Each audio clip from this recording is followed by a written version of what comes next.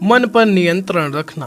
मन जिसके बारे में हम सुनते हैं लेकिन कभी देख नहीं पाते, क्योंकि मन हमारे शरीर का एक शक्तिशाली आदर्श है।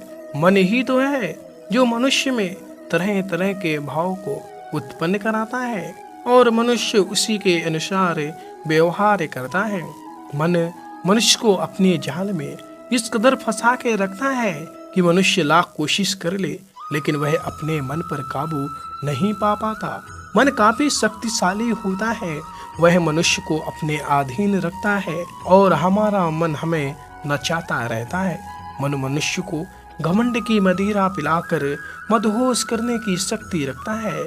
मन मनुष्य को जीवन के अंत तक अपने जाल से निकलने नहीं देता, जिस कारण मनुष्य सदा जीवन के मोह माया में व्यस्त रहता है। हर मनुष्य की आत्मा के अंदर परमात्मा का प्रकाश है और उस परमात्मा का साक्षात्कार करने के लिए मनुष्य को अपने मन पर नियंत्रण करना पड़ता है। एक बार मनुष्य मन पर काबू पाने में सफल हो जाए तो वह जीवन के मोह माया से बहुत आसानी से पीछा छुड़ा सकता है।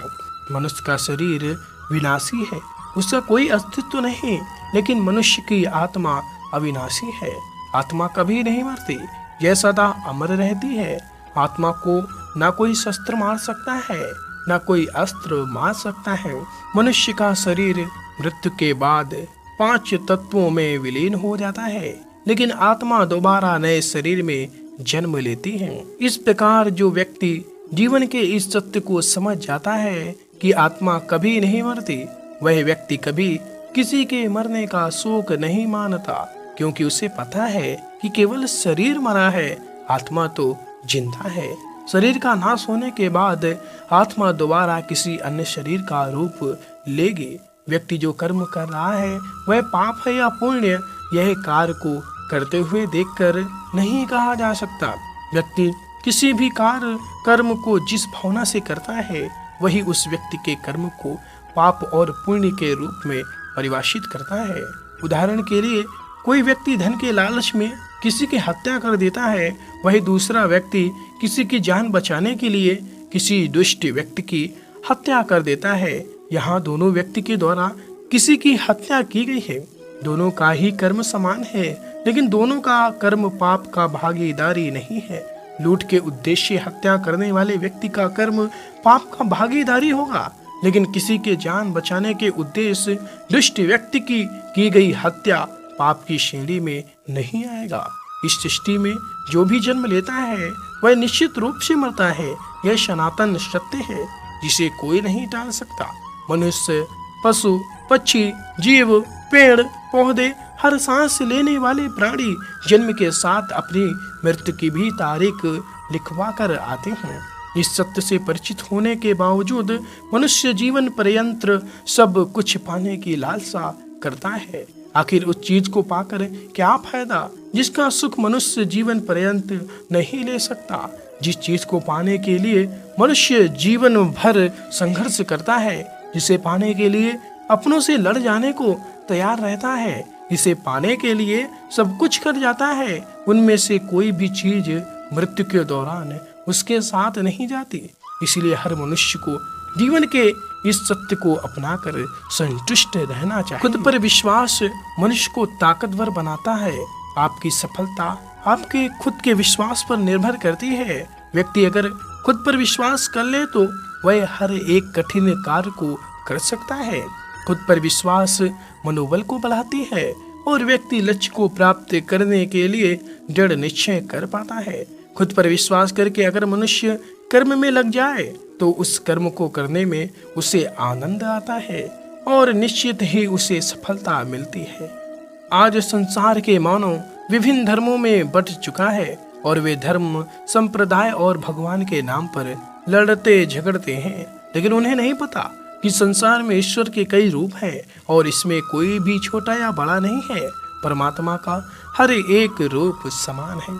जिस तरीके से हर एक नदी अंत में सागर में जाकर मिलती है, उसी तरह हर एक धर्म मत की धाराएं परमात्मा रूपी सागर में जमा होती हैं। इस संसार के निर्माता एक ही परम पिता हैं। इसलिए हर एक इंसान को धर्म जाति से परे एक ईश्वर की आराधना करते हुए मिलजुल कर रहना चाहिए। ज्ञान और कर्म समान है। जो व्यक्ति कर्म और ज्ञान को अलग अलग समझता है वह अज्ञानी है। ज्ञानी व्यक्ति के लिए कर्म और ज्ञान दोनों ही एक ही है, क्योंकि बिना कर्म के ज्ञान का कोई अर्थ नहीं। गीता कहती है कि ज्ञान को पढ़ने से प्राप्त नहीं किया जा सकता, इसके लिए अनुभव करना पड़ता है और अनुभव करने के लिए कर्म करना जरूरी होता है। इस तरह कर्म करने से ज्ञान का अनुभव होता है। कर्तव्य पालन जरूरी है। संसार में सबसे बड़ा धर्म कर्तव्य का पालन करना है। जो व्यक्ति अपने कर्तव्यों का भली भांति पालन करता है उसे सुख और मन की शांति का अनुभव होता है।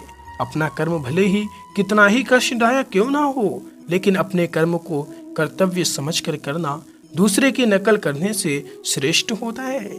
कर्तव्य मनुष्य को बेहतर बनाता है। हर एक कर्म में दोष होता है, इसीलिए दोष देखकर अपने कर्तव्य से पीछे नहीं हटना चाहिए। जिस प्रकार अग्नि के साथ धुआं भी होता है, उसी तरह हर एक कर्तव्य में छोटा बड़ा दोष हो सकता है, लेकिन इस पर ज्यादा विश्लेषण करने से संशय और आक्रमणीयता पैदा होता है। कभी अति नहीं करना चाहिए। जीवन में हर एक चीजों का संतुलन होना जरूरी है। जीवन में उतार चढ़ाव आते रहते हैं, किसी भी हालात में अति नहीं करना चाहिए। जैसे दुख आने पर बहुत ज्यादा निराशा में डूबना नहीं चाहिए और ना ही सुख आने पर बहुत ज्यादा खुश होना चाहिए, क्योंकि कोई भी चीज अस्थायी होती है। इससे असंतुलन पैदा होता है जो जीवन की गति और दिशा को बाधित करता है और इससे अनावश्यक दुख और कष्ट उत्पन्न होते हैं।